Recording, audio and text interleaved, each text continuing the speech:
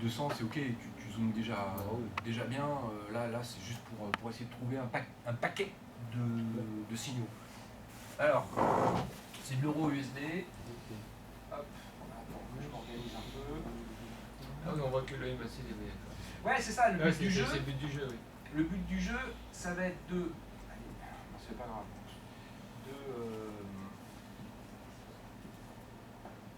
De tracer des axes, essayer de sélectionner ceux qui peuvent être les plus intéressants à travailler. On va mettre une flèche verte à l'achat, une flèche rouge si on pense que c'est un signal de vente. Okay, et après, on regarde ce qui s'est passé sur les prix. Alors, l'avantage, c'est que là, évidemment, j'ai l'historique devant moi. Le désavantage, c'est que je n'ai pas l'unité de temps inférieure pour valider mon signal, c'est-à-dire je ne sais pas si, et j'ai surtout pas la phase. Et je ne sais pas où se situent les prix dans la phase. Donc, je n'ai aucune idée, donc je ne sais pas si le point qui aurait été sélectionné me permettait ou pas de placer un stop rapproché ou pas, puisque j'ai pas la phase, je ne sais pas où sont les prix dans mes Bollinger, j'ai aucune idée. Mais c'est juste pour s'entraîner sur la MACD. Ok? Ouais. On y va? C'est parti. Enfin, moi j'y vais. Nous aussi. Et après vous en ferez aussi. Alors. Faut que j'étende un peu le truc.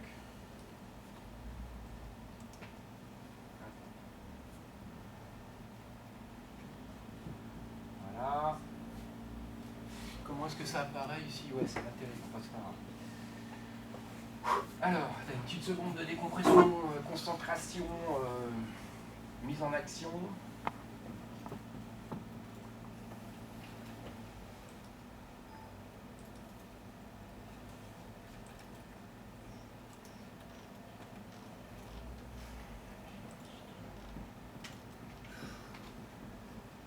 Alors.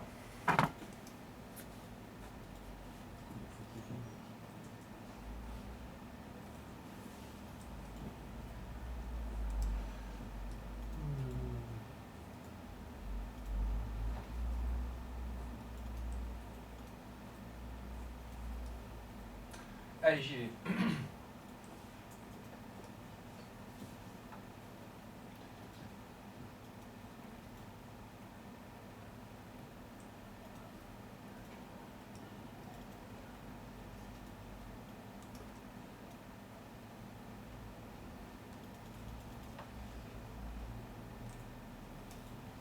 Il y a des petites lignes bleues dont je ne vous ai pas encore parlé, mais qui ont une signification assez importante. Je vous en parlerai un petit peu après.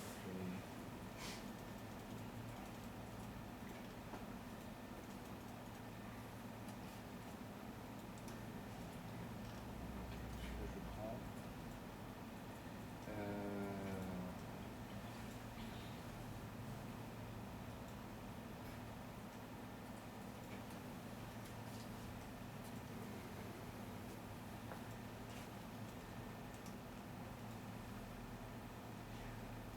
Si on travaille que sur le MACD, on ne peut pas avoir de divergence avec les prix parce qu'on n'a pas le tableau des prix. Je suis obligé de placer ça à l'aveugle. Hein. Je ne sais pas si c'est un axe de propag ou un axe de reverso. Je sais pas. Mais c'est juste pour s'entraîner, hein. C'est pour montrer quels sont les axes. Et justement, après, on le verra en regardant les prix. En regardant les phases, en regardant les prix, est-ce que c'était bon, c'était pas bon, pourquoi est-ce que ça a marché. J'ai tapé, je sais pas, si je tape un double top en shortant alors qu'on est en phase 3 haussière, si le signal est invalidé, on sait pourquoi, tu vois. Si par contre on était en range et qu'on était sur le haut du range, ben on va le savoir pourquoi aussi. Hein. C'est sur quelle unité de temps? Pardon, c'est du. J'ai pris un truc où j'y suis rarement, c'est-à-dire sur le 4 heures. Parce que sinon, ça va être bourré de graphiques que j'aurais déjà tracés, puis je ne veux pas les effacer. Donc j'ai pris un truc que j'utilise pas habituellement. Donc ça. Puis le 4 heures, puis entre quelle période et quelle période quoi. Donc, je sais pas, c'est du 2011. Là j'ai commencé à travailler en janvier 2011. Voilà.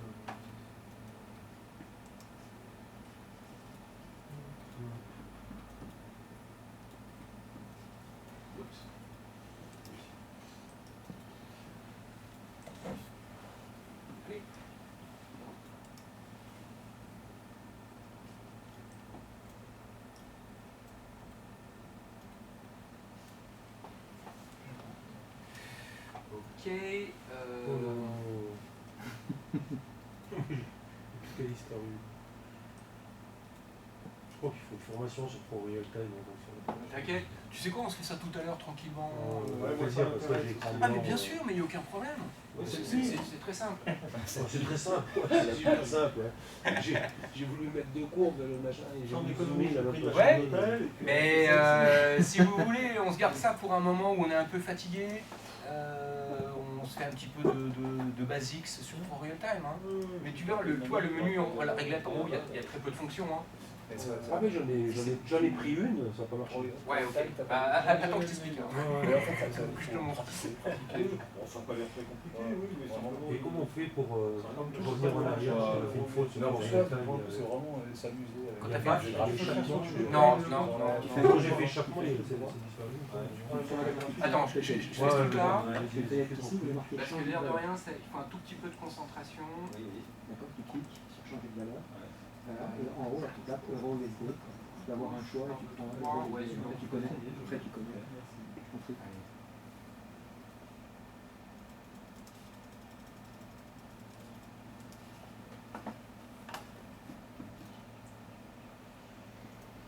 Vous voyez ce que je fais? J'essaie d'abord de trouver les axes qui sont le plus décentrés possible de la ligne de 0. Hein, la ligne de 0, elle est là.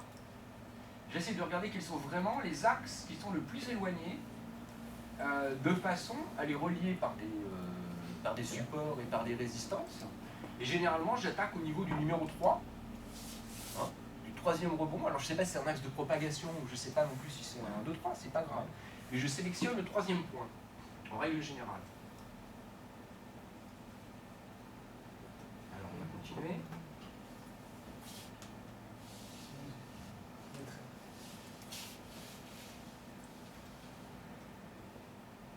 Alors, attendez, je me concentre parce que c'est pas après la journée là, je suis un peu à court de jus. Là, il y en a un, mais je vous ai pas encore expliqué la config. Il est par là.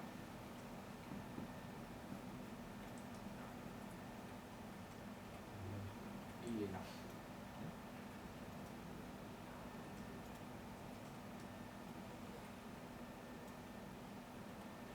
Ok, tac, tac, tac, tac, tac, est-ce que c'est... Ok, je vais prendre celui-là.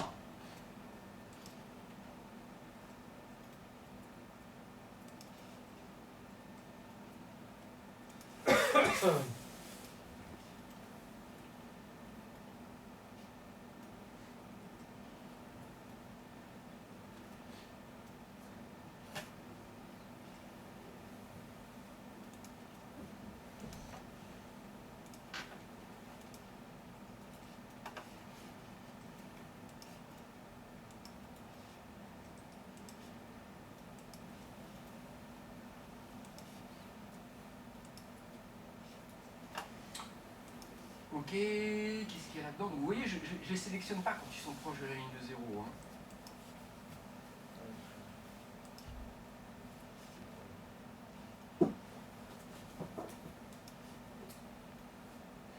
Celui-là, il est en extension.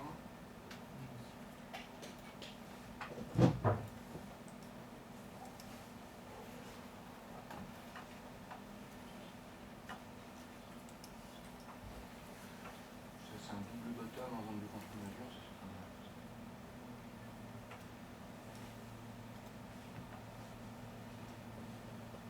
Là, je prends un risque parce que c'est juste un double top. Celui-là, je prends un risque parce que c'est juste un double top. Mais ce dont on n'a pas encore parlé, c'est des zones de contre-mesure. Mais il y en a quelques-uns qui doivent savoir ce que c'est qu'une zone de contre-mesure. Donc c'est pour ça que je sélectionne. Hein, on verra dans la suite du truc les zones de contre.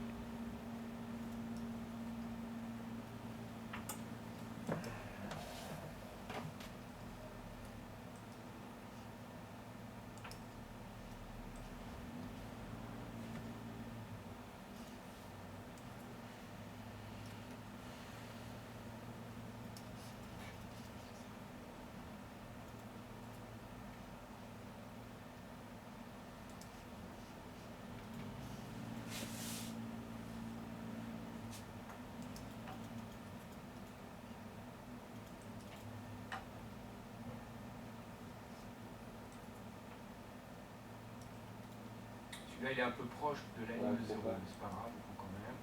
On regardera bien ce que ça donne.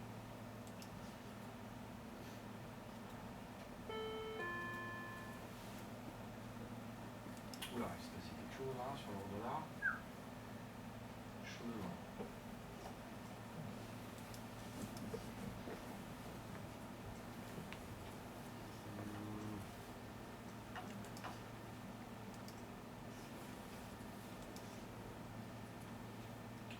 Ok, celui-là je suis pas sûr qu'il marche, mais ce sera un bon exemple, justement, j'espère qu'il marchera pas. Parce que le dernier est trop près de 0, c'est ça? Parce que l'axe il est hyper pentu, tu vois. Donc à mon avis ça, c'est une impulsion puissante, mais qui va pas durer longtemps. On verra bien, je sais pas, hein. On verra bien tout à l'heure. Excusez-moi.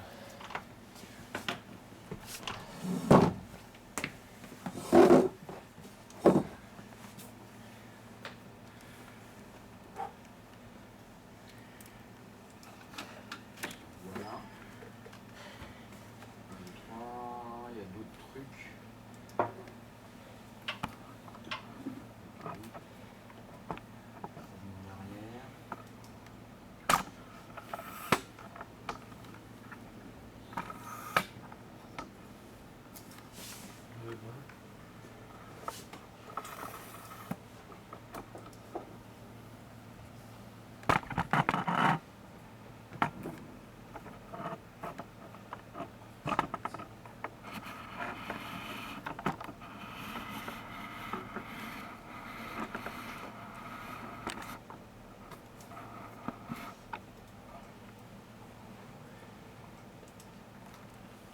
Je crois que j'ai rien oublié. Là.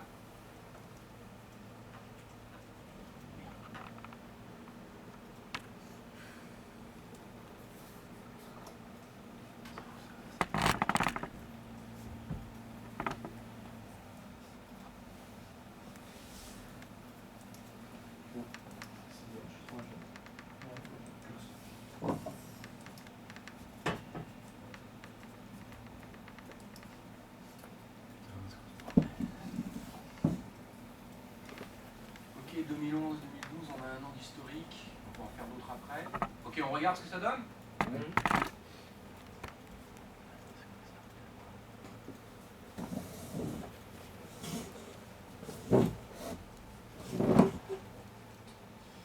Alors, d'abord je marque les points et après on regarde, on en discute. Hein. Donc on a shorté là.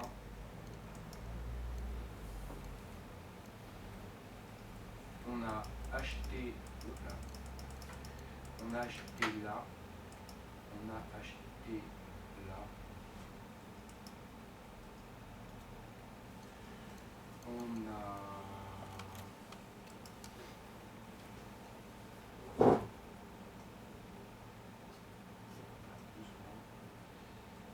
On a shorté là. On a shorté... Pourquoi j'ai deux flèches là? Ah oui. On a... Ah, ça a marché. On a shorté là. C'était pas bien. D'accord. On a re-shorté. Ça c'était pas bon. Là. C'était pas beau, c'était pas dément. On a shorté ça mieux.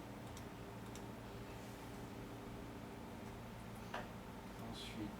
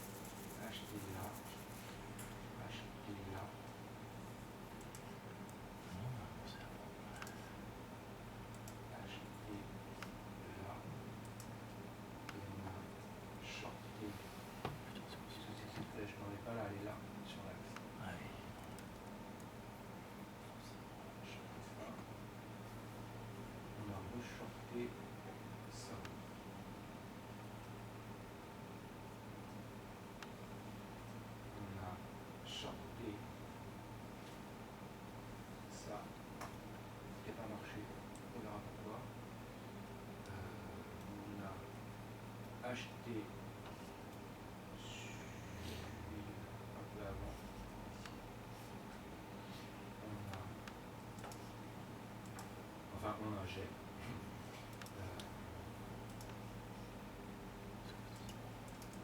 Acheter. Là.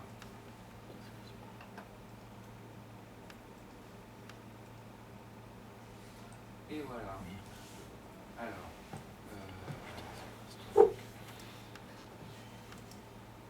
Ok.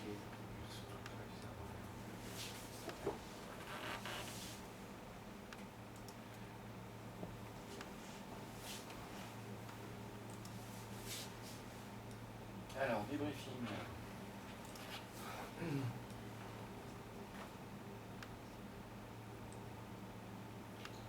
Le problème, c'est qu'on voit pas bien. La résolution n'est pas bonne. Est-ce que je peux... Attendez, je vais essayer de faire quelque chose d'un peu plus petit.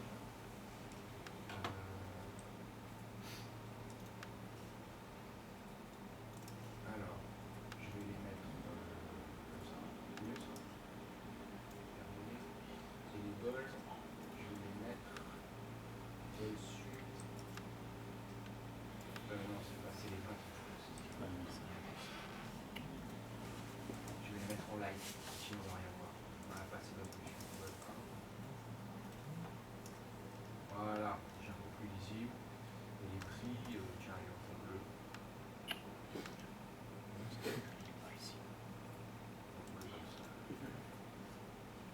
C'est lisible. Voilà, pas terrible.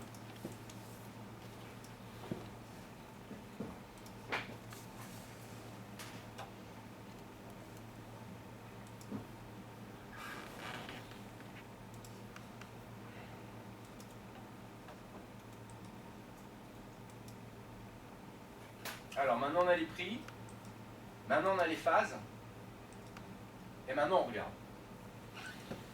Ok. Alors première constatation,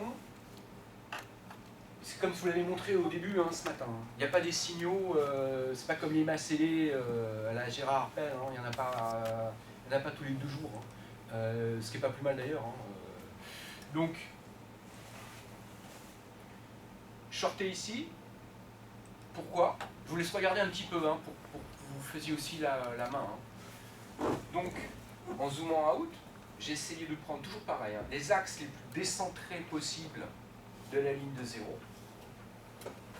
Ceux qui sont a priori pas trop pentus, qu'ils arrivent doucement, et les meilleurs étant a priori ceux qui arrivent de loin, c'est-à-dire ceux qui partent de loin.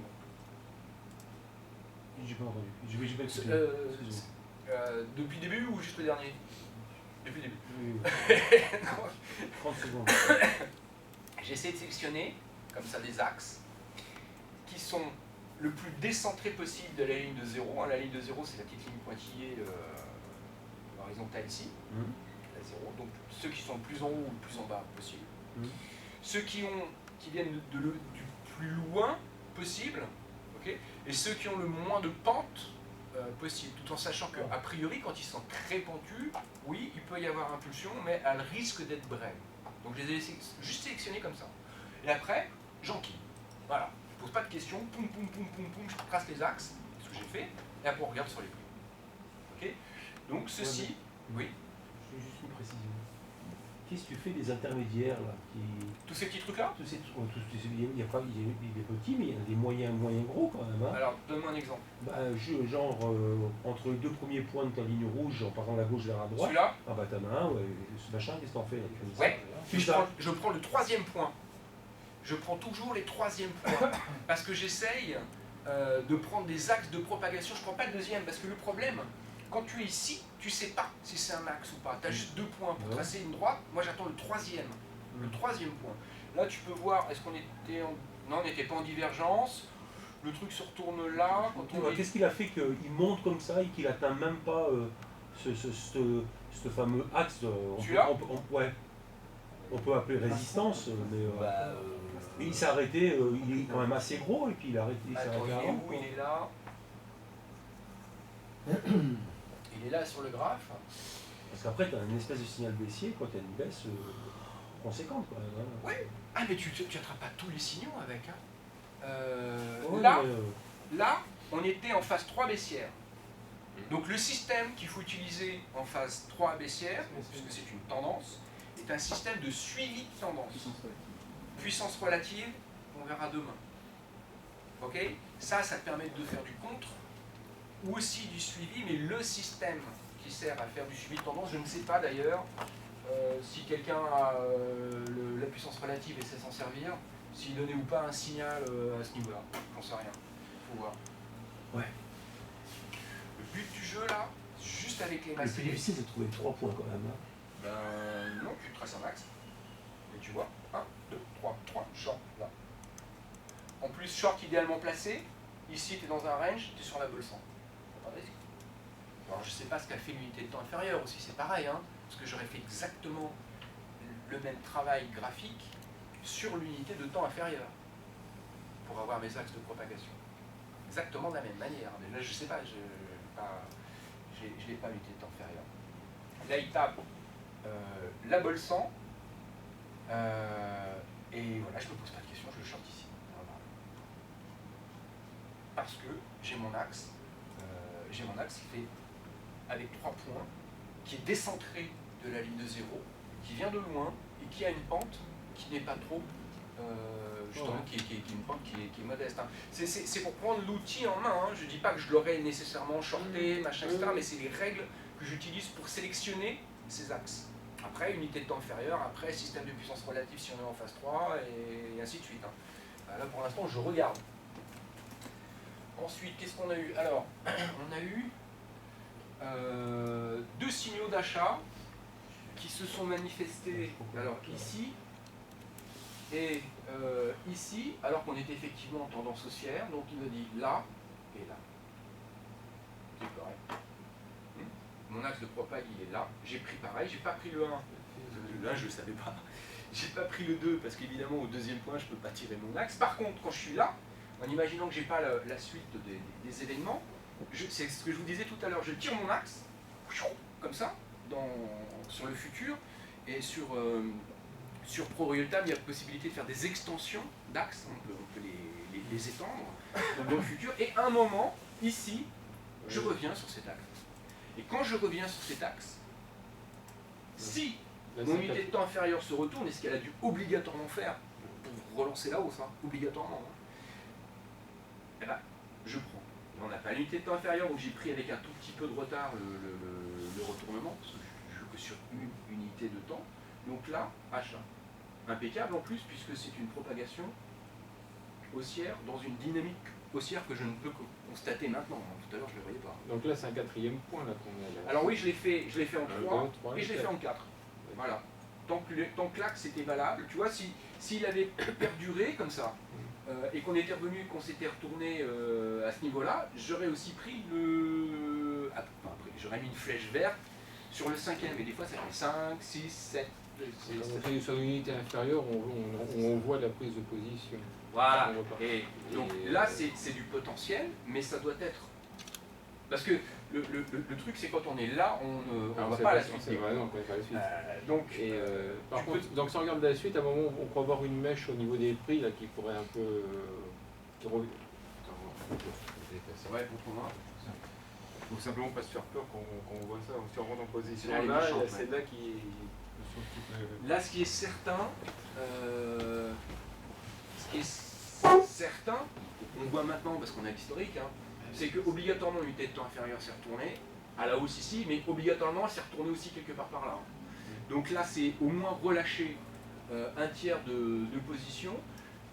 Alors je ne sais pas à quel niveau on serait rentré exactement, on devrait être rentré quelque part par là. Est-ce que le stop aurait été touché ou pas? Ça, je sais pas en réel. Peut-être qu'on aurait fait un tiers de position sur je sais pas, au moins jusque là, je pense. 2 tiers au retournement par ici. Et peut-être que le 3e tiers ce serait fait ça. Mais ça, je sais pas. Parce que, une fois de plus, ce que j'essaie de faire, c'est juste de vous montrer comment je trace les droites sur les... Voilà, les droites sur les macélés. Et les couleurs que tu choisis, c'est quoi en fonction de la pente de la droite? Non, c'est parce que j'ai un peu cliqué n'importe où, on s'en fout. Ouais, a priori, alors ce que je fais moi, c'est que je mets les axes haussiers en vert, les axes baissiers en rouge. Oui. Et quand je suis pas certain d'un axe, je le mets en pointillé. Là, quand un truc je le sens pas trop, mais que je veux quand même le garder à l'esprit, je veux le garder à l'écran, je le mets en pointillé. Mais voilà. Et après, tout dépend si on est dans le bas de la figure ou dans le haut de la figure. Hein. Donc, dans le haut de la figure, c'est une résistance, dans le bas de la figure, c'est un support. Absolument. Absolument. Donc là, ça allait bien.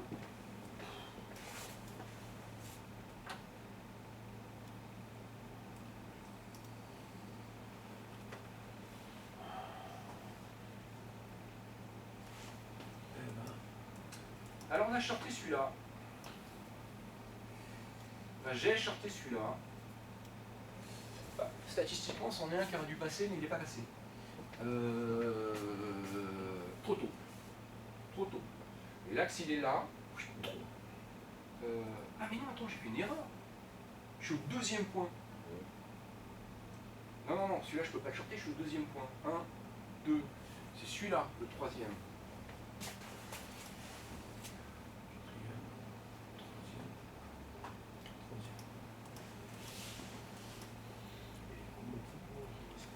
Et alors là, celui-là, il a raté.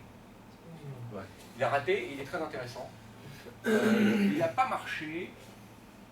Il n'a pas marché. Pourtant, j'étais sur un 1, 2, 3 reversal. Alors, il y a eu une petite conso, ouais, mais bon, alors vous me direz, on était en phase 3.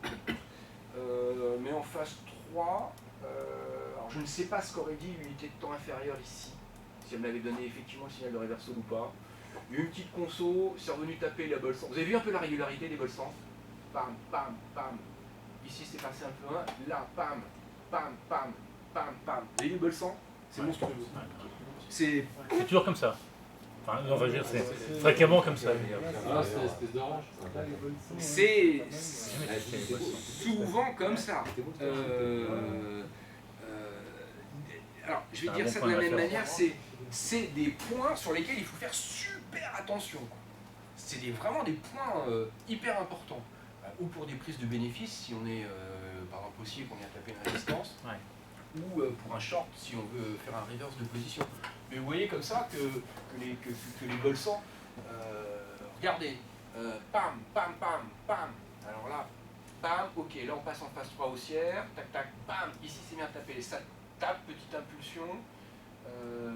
Alors là on est vraiment super, super, méga, méga, méga, méga hausse. Donc évidemment on ne descend pas sur la bolle du bas. Tac, tac, tac. Ici il y a une première réaction. Ok, c'est du contre. Là c'est une tendance en ligne. Tendance.